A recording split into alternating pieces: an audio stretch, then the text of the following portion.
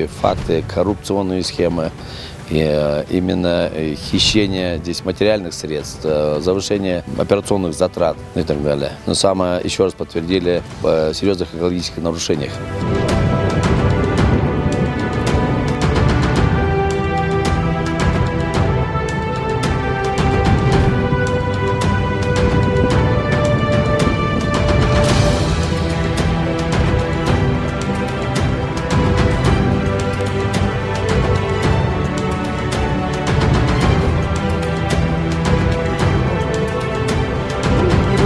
Вода намного важнее, чем золото. Это будущее наших потомков, это будущее этой страны, республики, это будущее планеты. На самом деле вода, это ледники, это самый важный, надежный источник питьевой воды.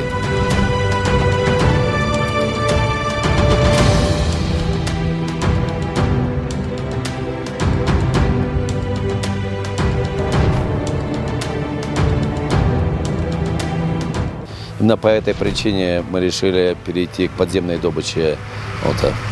Стратегически это очень важно. У нас под землей достаточно большие ресурсы, резервы золота.